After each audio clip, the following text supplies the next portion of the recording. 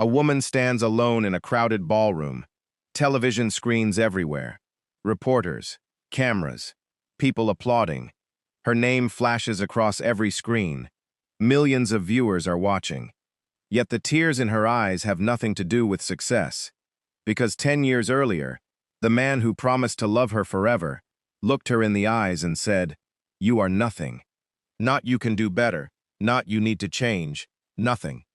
And what happened after that would destroy a marriage, expose secrets nobody expected, and eventually place her name in front of an entire nation. But the most unbelievable part is not that she became famous. The most unbelievable part is how she became famous. And why the man who spent years convincing her she would never matter suddenly became desperate to stop the truth from reaching the public. Before we dive deeper, let us know in the comments where you're watching from. We'd love to hear from you. And don't forget to hit that subscribe button so you never miss any of our upcoming videos. There are moments in life that arrive without warning. Moments so small they seem insignificant when they happen, yet years later, they reveal themselves as the exact point where everything changed.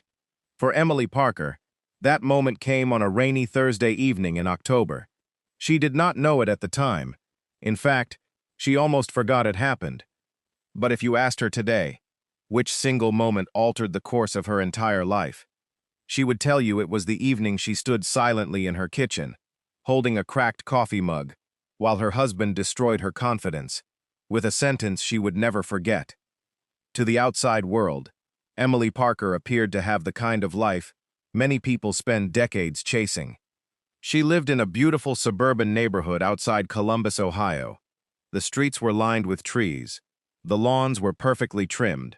Families waved at one another during evening walks. She had 2 healthy children, a comfortable home, and a husband whose business success had made him one of the most respected men in their community. If you looked at family photographs hanging on their walls, you would see smiles, vacations, birthdays, holidays. Everything appeared normal. Everything appeared stable. Everything appeared successful. But appearances have a way of hiding the truth. Neighbors admired Daniel Parker. Friends respected him. Business associates praised him. At charity events, he was generous. At church, he was admired. When he entered a room, people listened. When he spoke, people laughed. When he offered advice, people followed it. The version of Daniel the public knew was polished, confident, and charming. The version Emily lived with was very different. The change had happened so gradually that she barely noticed it. There was no dramatic beginning, no single argument, no obvious betrayal. Instead, it started with small comments, little criticisms disguised as jokes, remarks that seemed harmless when viewed individually, but became devastating when repeated over years. "You wouldn't understand. You worry too much. Leave the important decisions to me. That's why I handle the finances." At first, she ignored them. Every marriage had disagreements. Every couple argued occasionally. Emily believed relationships required patience and understanding. She believed love meant standing by someone during difficult seasons.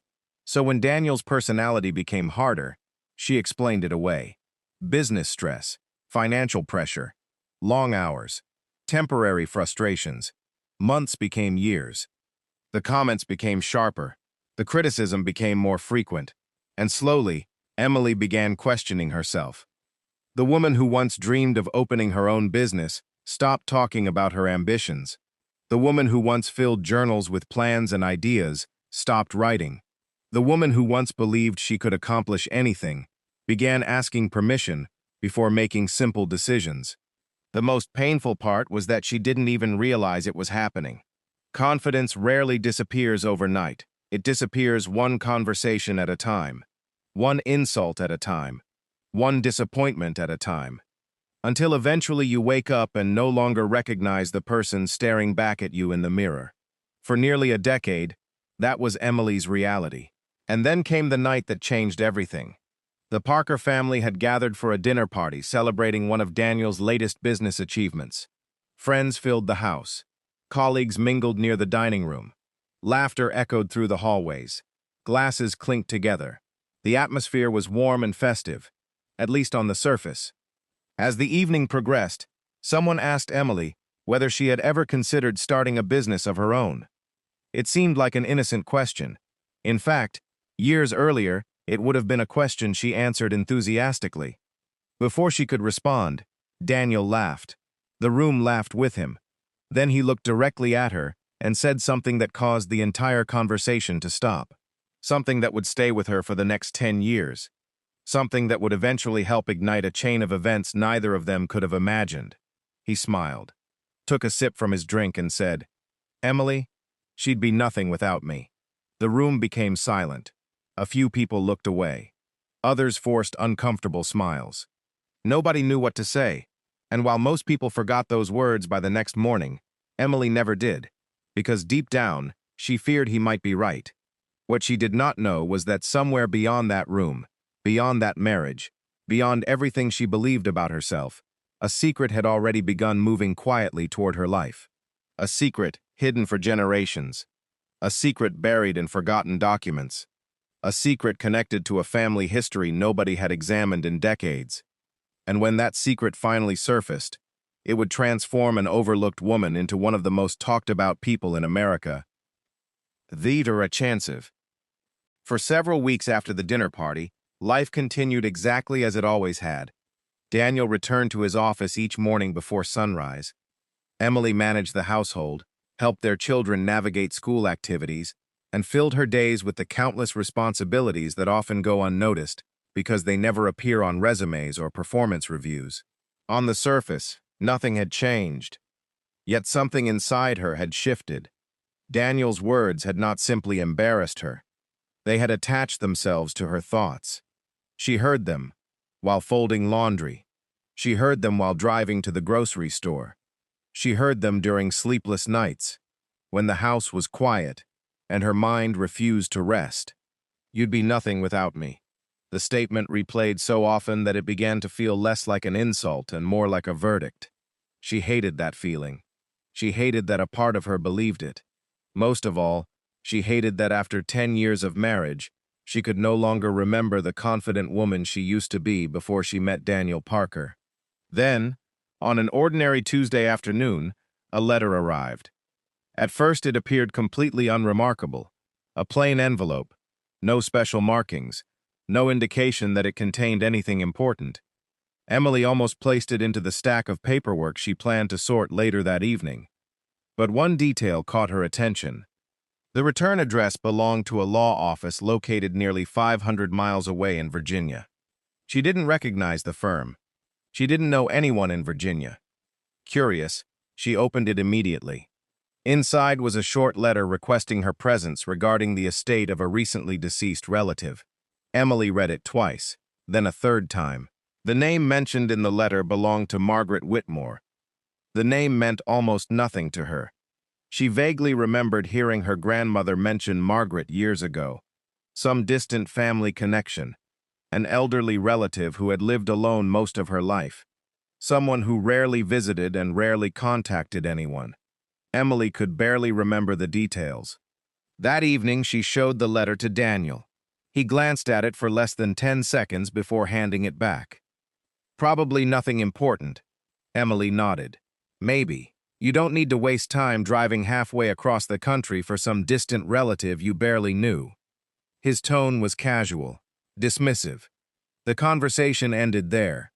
But for reasons she could not explain, the letter continued occupying her thoughts. A week later, another envelope arrived. This time, the attorney was more direct. Margaret Whitmore had specifically named Emily Parker in documents discovered after her death.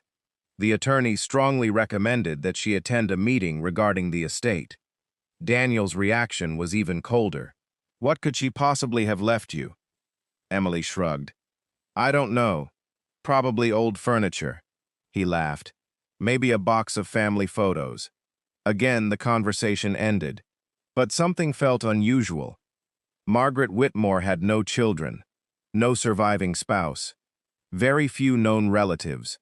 Why would someone Emily barely knew specifically request her presence? The question lingered. Finally, after several days of uncertainty, Emily made a decision. She would go. The drive took nearly 8 hours.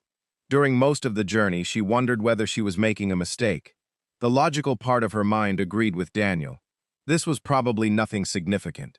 Maybe a keepsake, a piece of jewelry, old family records. What she found instead would change everything. The attorney's office occupied the second floor of a historic brick building overlooking a small town square. The building itself seemed frozen in time. Hardwood floors creaked beneath every step. Framed photographs lined the walls. The atmosphere felt less like a law office and more like a place where forgotten stories were stored. The attorney, a gray-haired man named Robert Hayes, greeted her warmly. After several minutes of introductions, he opened a thick file resting on his desk. "Mrs. Parker," he said carefully, "before we discuss the contents of the estate, there's something important you should understand." Emily felt her stomach tighten. Robert adjusted his glasses. "Margaret Whitmore spent years researching your family history." Emily frowned. "My family history? Yes." He opened a folder filled with documents, maps, letters, property records, historical photographs. More paperwork than Emily had ever seen connected to a single family. "I don't understand." Robert smiled gently. Neither did Margaret when she first started. The next hour felt surreal. Margaret Whitmore had devoted nearly 2 decades to tracing family records across multiple states. Her research eventually uncovered evidence suggesting that a significant piece of property purchased generations earlier had never legally left the family's ownership. The land had been forgotten, misfiled, ignored, passed over through administrative mistakes spanning decades. Most people never noticed. Most people never cared. Margaret cared, and before her death she had become convinced that Emily Parker was the rightful heir. At first, the information sounded impossible. The property sat outside a rapidly expanding metropolitan area. Years earlier, it had been considered nearly worthless. Remote, undeveloped, unimportant. But recent changes had dramatically altered its value. Transportation projects, commercial expansion, residential development. The area had become one of the fastest-growing regions in the state. Developers were purchasing land aggressively. Prices were rising almost monthly. Emily listened silently. She felt as though she were hearing someone else's story. Finally, she asked the obvious question. "What exactly is this property worth?" Robert paused. The hesitation immediately frightened her. Because people only pause before answering a question when the answer is difficult to believe. He folded his hands together. Then he spoke. "The most recent estimate exceeds $28 million. Emily stared at him, certain she had misunderstood. 28 million, not 28,000, not 280,000, $28 million. For several seconds she couldn't speak. Her mind struggled to process the number. Her entire house wasn't worth a fraction of that amount. Neither was anything she had ever owned. Nothing in her life had prepared her for a conversation like this. Then Robert delivered another revelation. The property itself was only part of the story. Margaret Whitmore believed additional documents existed. Documents connected to ownership rights, historical agreements, potential claims that could increase the property's value even further. But nobody knew where those records were located. Margaret had spent years searching for them. She never found them. Now that responsibility belonged to Emily. Suddenly, the trip no longer felt like a curiosity. It felt like the beginning of a mystery stretching back generations, a mystery involving forgotten land, missing records, and millions of dollars. And as Emily left the attorney's office carrying several boxes of documents, she had no way of knowing that someone else would soon become interested in those records. Someone much closer than she realized. Someone who would do almost anything to learn exactly what she had discovered. Because the moment Daniel Parker heard the words $28 million, everything about him began to change, and the change happened so quickly that even Emily noticed it.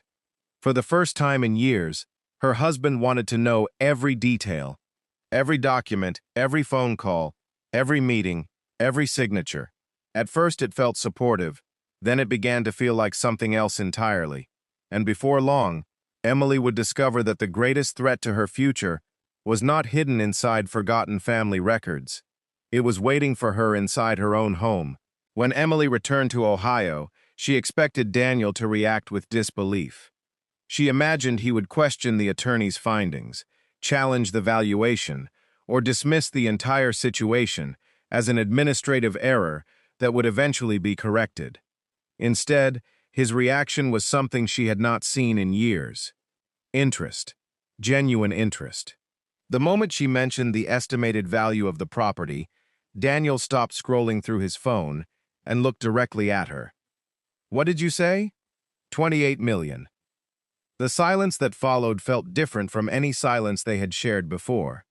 For several seconds, Daniel simply stared. Then he smiled. Not the casual smile of a husband celebrating good news. Not the relieved smile of someone happy for his wife. Something else. Something Emily couldn't quite identify. That night, he asked more questions than he had asked her in months. How many acres? What county? Who verified ownership? What documents existed? What records were missing? Had she spoken to any developers? Had anyone made offers? The questions continued late into the evening. At first, Emily appreciated his attention. For years, she had felt invisible. For years, every conversation seemed centered around Daniel's business, Daniel's goals, Daniel's successes. Now, for the first time in a very long time, he seemed interested in something that belonged to her. But the feeling didn't last. Within days, Daniel's curiosity became involvement. Within weeks, it became control. He wanted copies of every document. He insisted on attending every meeting. He began calling attorneys without informing her. He requested updates from researchers. He even started introducing the situation to others, as if it were his own discovery. Emily noticed the change immediately. Whenever people asked about the property, Daniel answered before she could speak. Whenever decisions needed to be made, Daniel offered opinions before hearing hers. Whenever someone congratulated her, he somehow redirected the conversation back to himself. The pattern became impossible to ignore. Yet Emily said nothing.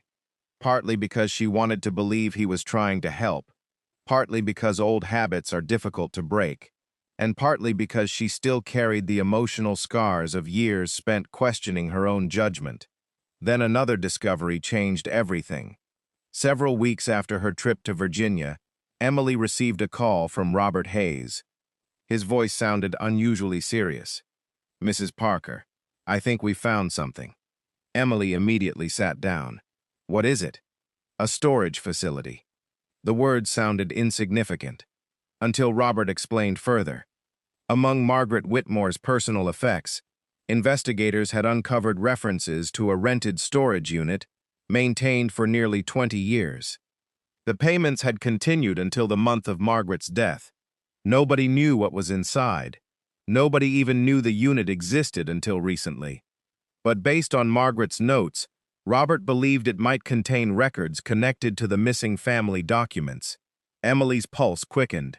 For years, Margaret had searched for evidence. For years, she believed important records were still out there. Could she have found them before she died? The possibility was impossible to ignore. 3 days later, Emily flew back to Virginia. This time, Daniel insisted on coming with her. The drive to the storage facility felt strangely tense. Neither spoke much. Both understood the importance of what they might find. The facility itself looked ordinary. Rows of metal doors, concrete pathways, security cameras. Nothing remarkable.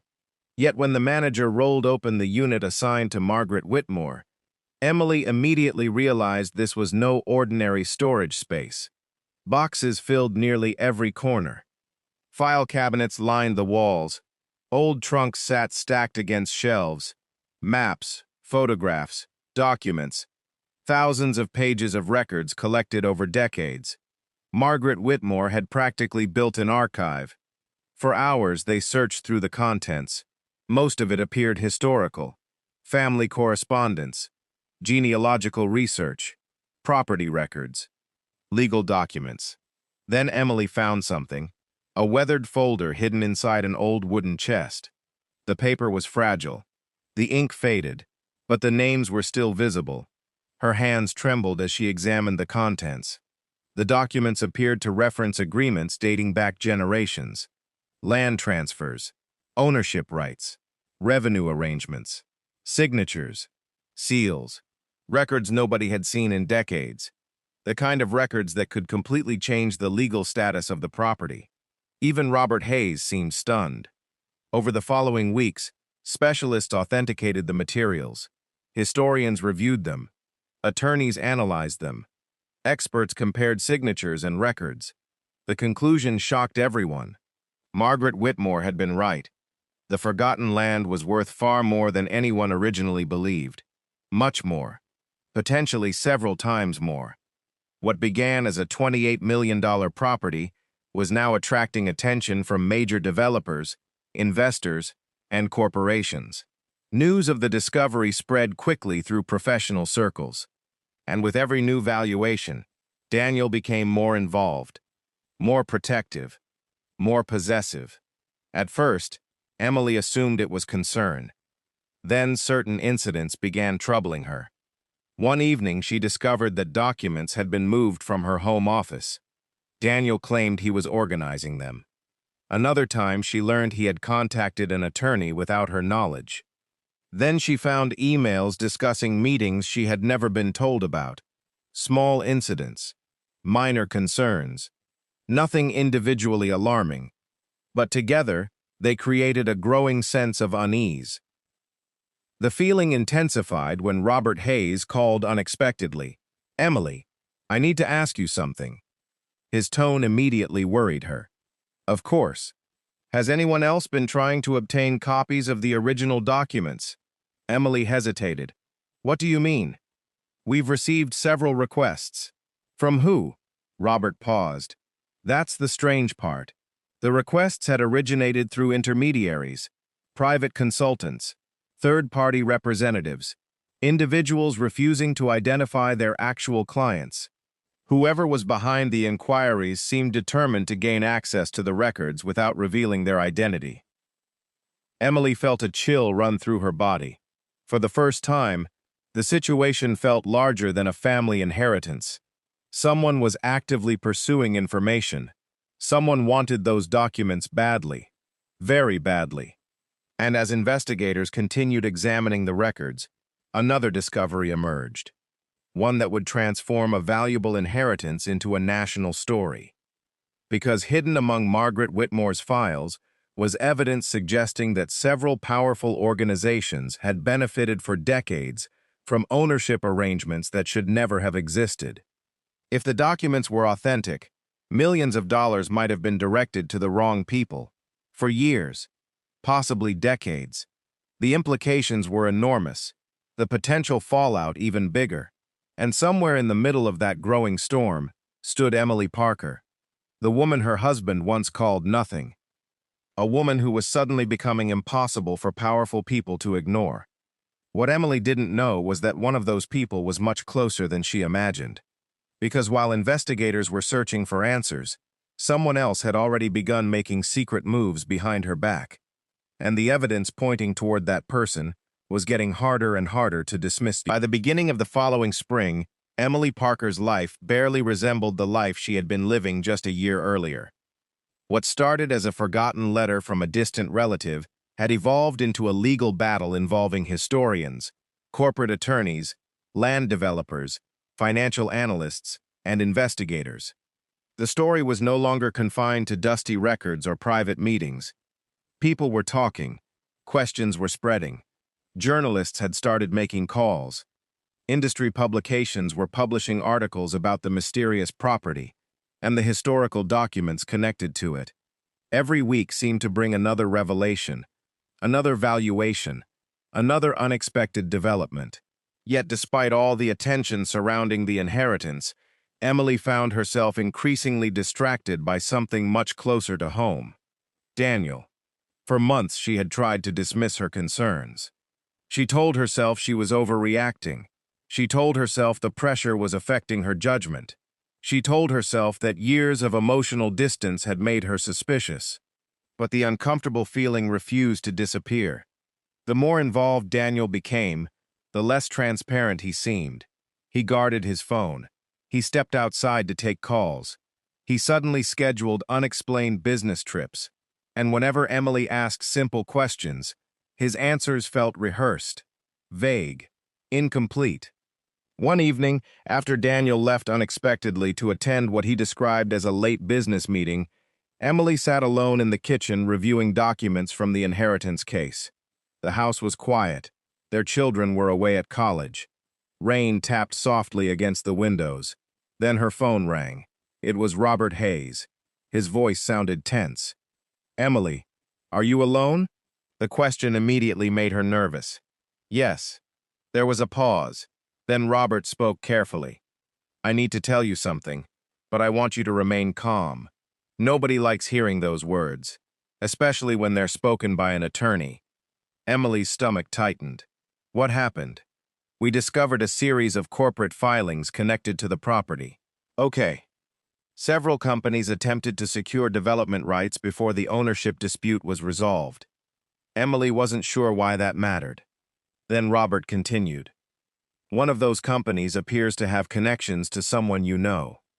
Emily sat up straighter. "What kind of connections?" Another pause. Longer this time. "The paperwork leads back to Daniel." The room felt suddenly smaller. For several seconds, Emily couldn't speak. Her husband. That made no sense. Daniel had never mentioned any involvement. Not once. In fact, he had repeatedly insisted that he was simply helping her manage a complicated situation. Robert explained what investigators had uncovered. Months earlier, while Emily was still trying to establish ownership, a newly formed business entity had quietly begun acquiring neighboring parcels of land surrounding the disputed property. The purchases appeared strategic, calculated, designed to position the company for future development opportunities. The company itself wasn't registered under Daniel's name, but the financial trail pointed toward individuals closely connected to him, people who worked with him, people who had long-standing business relationships with him, people who answered directly to him. Emily felt cold, not angry, not yet, just cold, because the discovery raised a question she wasn't ready to answer. How much did Daniel know? The next few weeks became a blur of investigations and legal reviews. Every answer seemed to generate 3 new questions. Every document revealed another layer. Then investigators uncovered something far more troubling. Several confidential meetings had taken place between representatives connected to Daniel and outside investors. The meetings occurred before Emily officially established ownership rights, before the public knew the property's true value, before most of the key documents had even been authenticated, which meant someone had access to information they shouldn't have possessed. Someone had been planning. Someone had been positioning themselves. Someone had anticipated the outcome long before anyone else. And every road seemed to lead back to Daniel Parker. Emily wanted to confront him immediately. She wanted to demand answers. She wanted to hear his explanation. But Robert urged patience. Not yet. Why? Because we still don't know everything. The investigation continued. Then came the discovery that changed the entire case. A forensic accounting team examining financial records found evidence of transfers involving multiple shell companies, money moving between accounts, investments appearing and disappearing, transactions structured in ways that concealed their true purpose. At first, the records looked complicated. Then the pattern became obvious. Someone had been building a position around the inheritance, quietly, carefully, for years.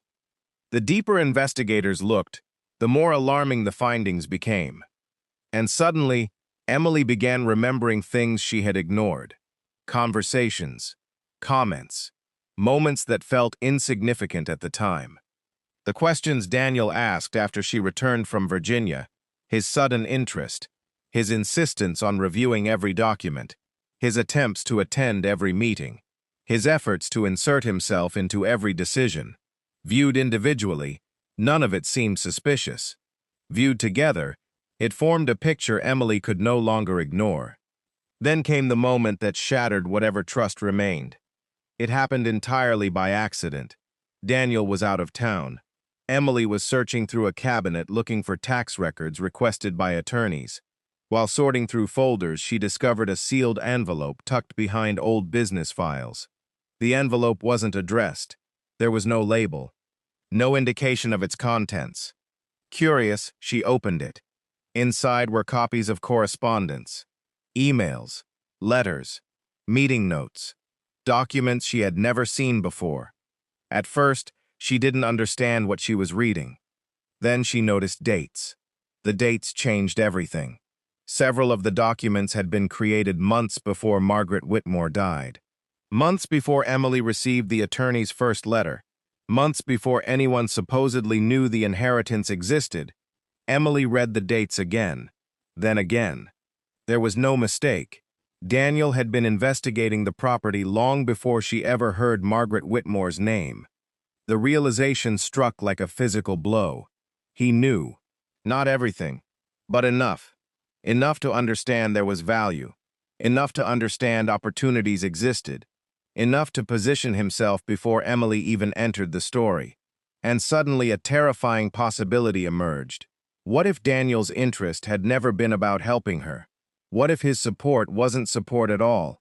What if every conversation, every suggestion, every recommendation, every display of concern had been motivated by something else entirely? The more Emily thought about it, the harder it became to dismiss.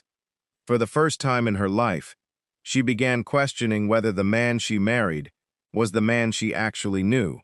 The emotional impact was devastating, not because of the money, not because of the inheritance, but because betrayal feels different when it comes from a stranger. When strangers deceive you, you lose trust. When someone you love deceives you, you lose certainty. You begin questioning memories, conversations, years. You wonder which moments were genuine and which moments were performances. Emily found herself replaying the last decade of her marriage. The insults, the criticism, the control, the dismissiveness, the way Daniel always positioned himself as the expert, the way he constantly reminded her how much she depended on him, the way he chipped away at her confidence, one comment at a time. And for the first time, she saw the pattern clearly. A confident Emily would have asked questions. A confident Emily would have challenged him. A confident Emily would have noticed inconsistencies. But a woman convinced she was nothing? A woman who doubted her own instincts. A woman who trusted her husband completely. That woman was easier to manipulate. Much easier. And the realization was heartbreaking, because it suggested something far worse than greed. It suggested intention. Meanwhile, outside their home, the story continued growing. Major news outlets started hearing rumors. Industry reporters began investigating. Legal experts debated the significance of the historical records. Developers watched closely. Investors paid attention. What had once been a private inheritance dispute was becoming national news. And with every new article, every new report, every new revelation, pressure mounted. Pressure on investors, pressure on corporations, pressure on Daniel. Because investigators were getting closer to answers. And somewhere inside the growing mountain of evidence was a truth capable of destroying everything he had spent years building. The question was no longer whether secrets existed. The question was how far Daniel had gone to protect them. And the answer would shock even the people who believed they had already seen the worst. The weeks that followed were among the most difficult Emily Parker had ever experienced. Every morning she woke up hoping the previous months had been some kind of misunderstanding.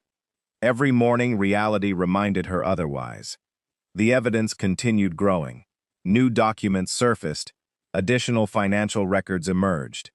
Attorneys uncovered communications that raised even more questions. What made the situation especially painful was that none of it happened quickly. There was no dramatic confession, no single piece of evidence that answered everything at once. Instead, The truth arrived the way many painful truths arrive in real life. One small discovery at a time. Each new revelation forced Emily to reconsider another piece of her marriage.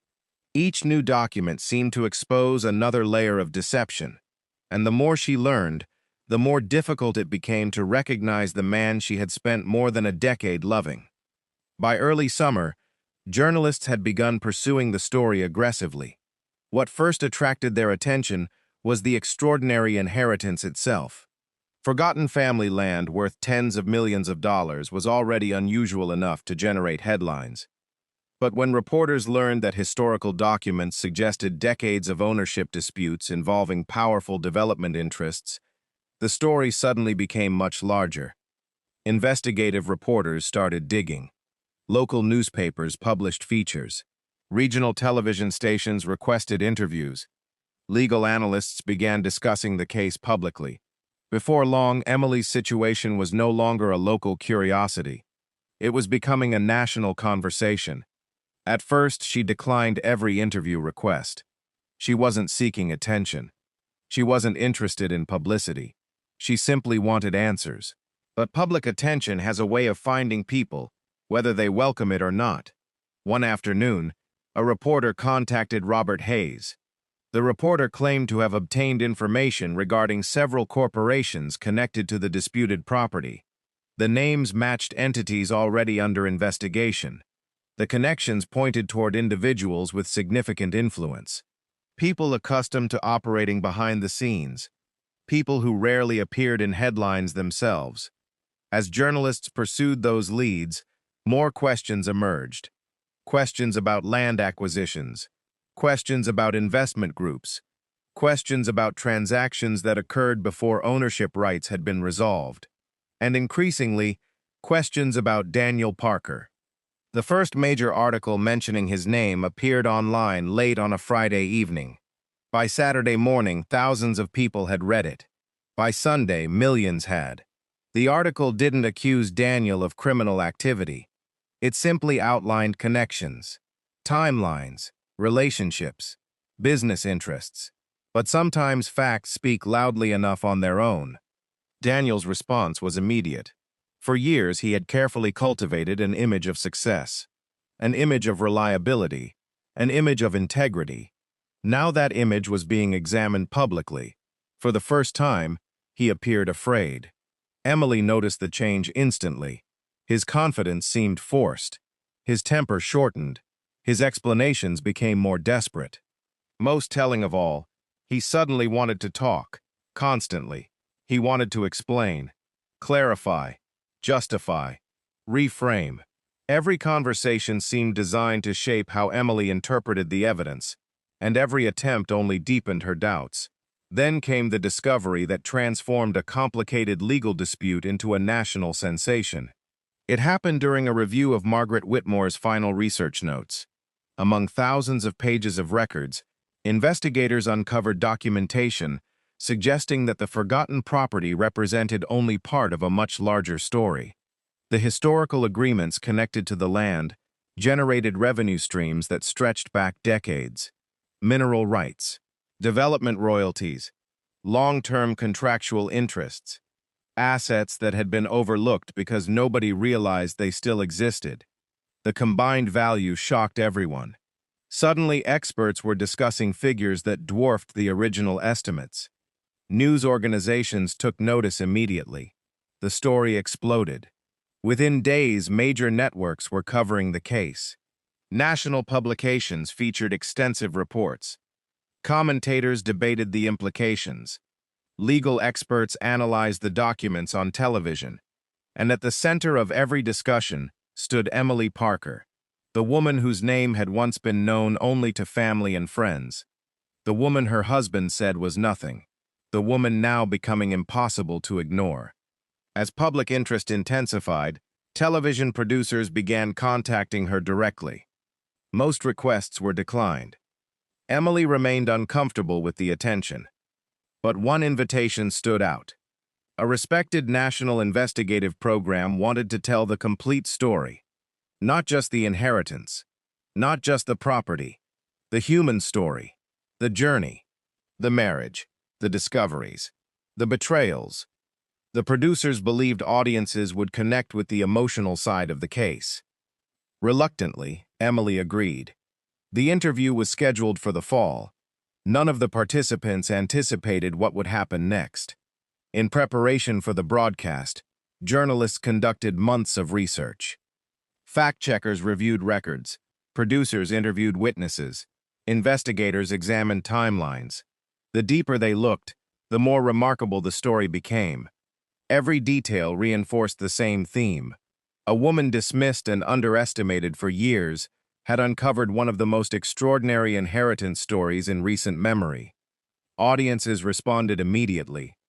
Even before the documentary aired, interest surged, clips circulated online, articles generated millions of views, discussion forums exploded with speculation. People related to Emily, not because of the inheritance, not because of the money, but because many understood what it felt like to be underestimated, to be dismissed, to be told they weren't capable, to have someone else's voice become louder than their own. And suddenly, Emily's story wasn't just her story anymore. It belonged to millions of people who saw pieces of themselves reflected in her journey. Meanwhile, Daniel's situation continued deteriorating. Business partners grew nervous. Professional relationships became strained. Questions followed him everywhere. The public wasn't interested in financial transactions or corporate structures. The public was interested in something simpler. They wanted to know why a husband would spend years convincing his wife she was insignificant. That question resonated deeply, and unlike financial headlines, emotional stories travel fast, very fast. The pressure mounted relentlessly. Every article generated more attention.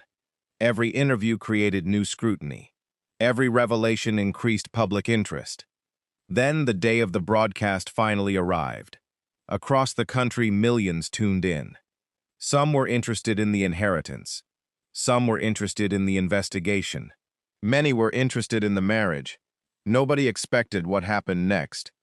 The program opened with Emily's story, her childhood, her dreams, her marriage, the years spent doubting herself, the discovery of Margaret Whitmore's letter, the forgotten land, the hidden documents, the growing investigation. The emotional journey unfolded before a national audience. Viewers listened. They empathized. They connected. Then the producers revealed something powerful. Throughout the program, they displayed photographs, records, interview excerpts, and historical documents. And repeatedly, throughout the entire broadcast, one image appeared on screen. Emily Parker's name. Again, and again, and again. Millions watched, millions listened, millions heard the story of a woman who had spent years believing she was invisible. And by the end of the night, her name was trending across the country. The next morning, every major network was discussing the story. Newspapers featured it. Radio hosts referenced it. Online platforms amplified it. For nearly 48 hours, her name seemed to be everywhere. On every screen, every feed, every headline, exactly as we saw at the beginning of this story. Yet the remarkable part wasn't the attention. The remarkable part was what happened afterward. Because while the country celebrated Emily's resilience, another battle was unfolding behind closed doors. A battle that would force her to make the most difficult decision of her life. A decision involving forgiveness, a decision involving justice, and a decision involving the man who once looked directly into her eyes and told her she was nothing. The entire country believed the story had reached its conclusion. In reality, the most important chapter had only just begun. In the weeks following the broadcast, Emily Parker experienced something she never expected. Silence. Not the silence of loneliness, not the silence of being ignored, but the silence that often follows chaos. For months, her life had been consumed by attorneys, journalists, investigators, interviews, and public attention. Suddenly, much of it slowed. The headlines became less frequent. The television appearances ended. Reporters moved on to newer stories. The public found fresh subjects to discuss. But while the attention faded, the consequences remained. And nowhere were those consequences more visible than in Daniel Parker's life.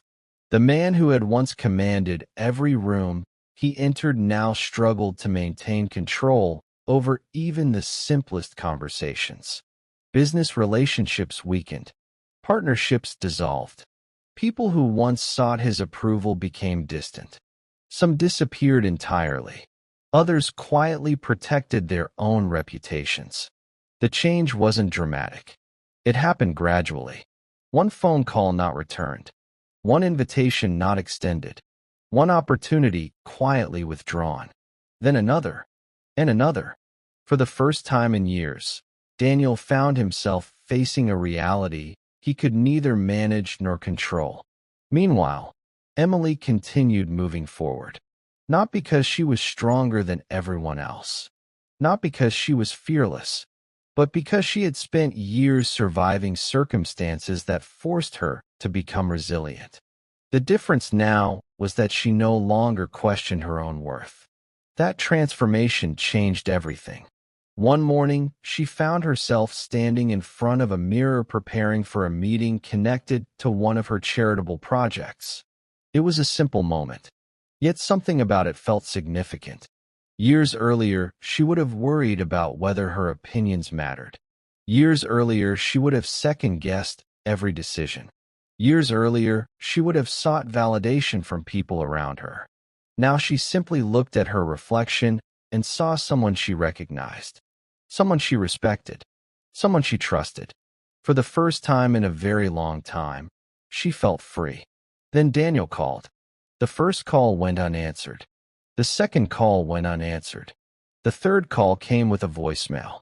Emily listened to it several hours later. His voice sounded different. Tired. Older. Less certain.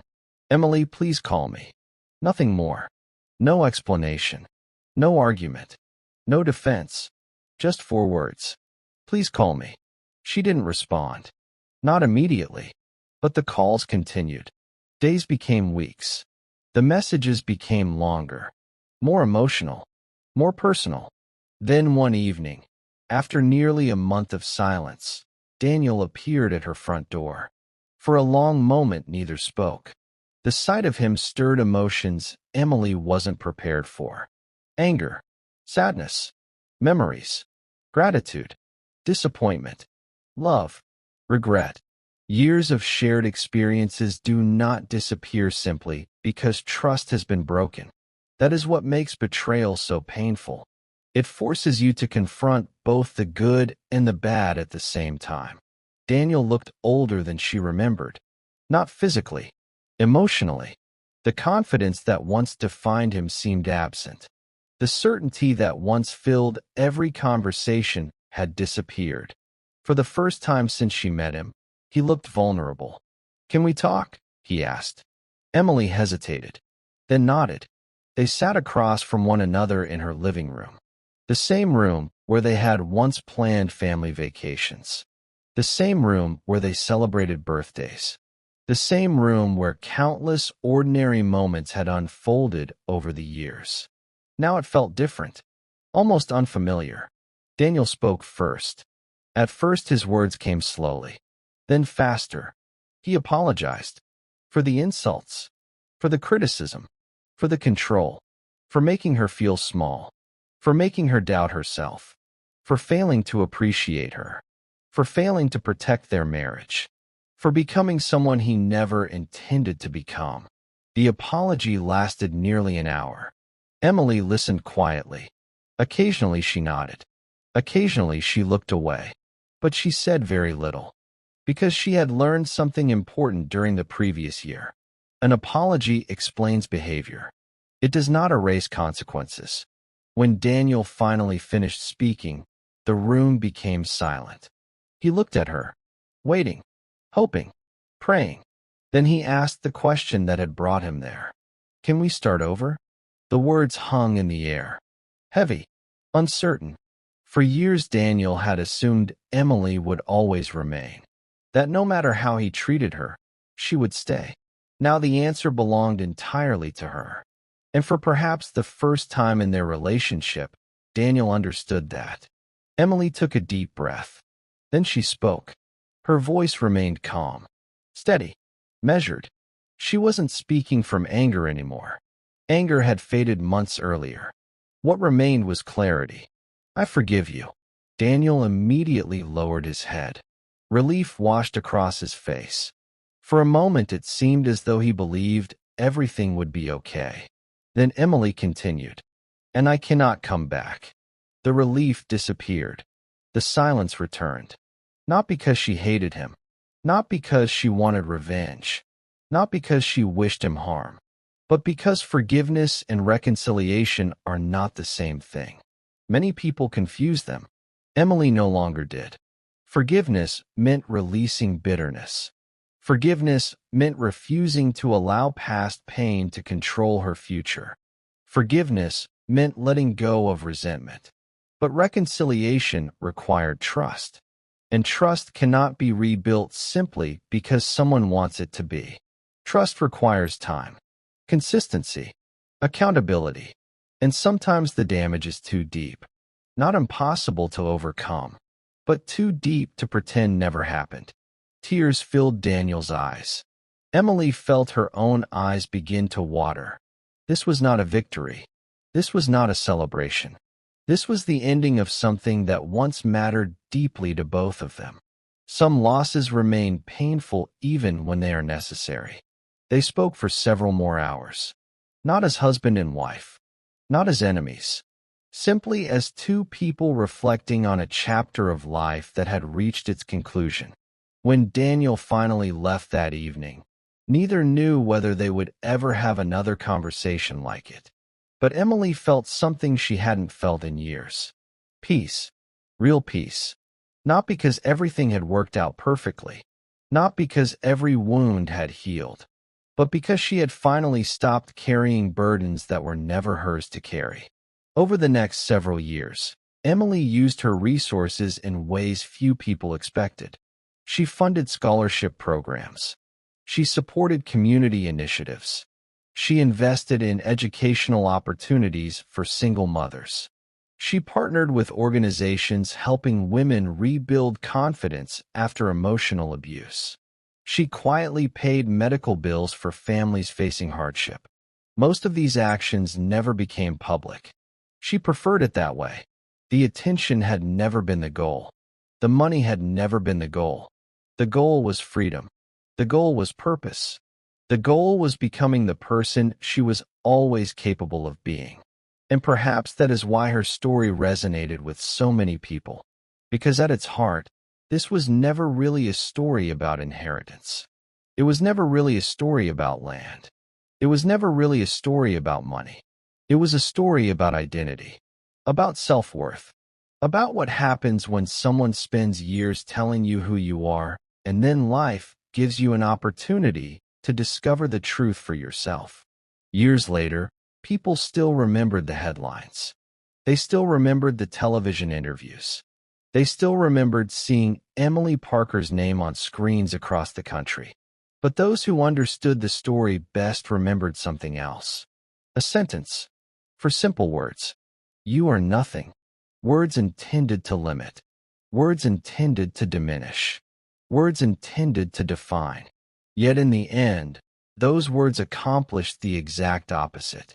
Because sometimes the people who work hardest to convince you that you're nothing are terrified of discovering what happens when you finally realize your worth. Daniel Parker spent years believing influence was power. He spent years believing success was power. He spent years believing control was power. Emily eventually discovered something greater. Character is power. Truth is power. And self-respect is power. By the time the world learned her name, she had already discovered something far more valuable than fame. She had discovered herself. And that is why, even today, her story continues to echo far beyond the headlines. Because while money can change circumstances, only truth can change a life. And sometimes the most extraordinary victory is not proving others wrong. It's finally believing you were never what they said you were in the first place. Before you go, tell us in the comments. If you were Emily, would you have forgiven Daniel, or would you have walked away forever? We'd love to hear your thoughts. And if this story moved you, don't forget to subscribe to Mind Echo Stories, where every choice leaves an echo, and some echoes last a lifetime.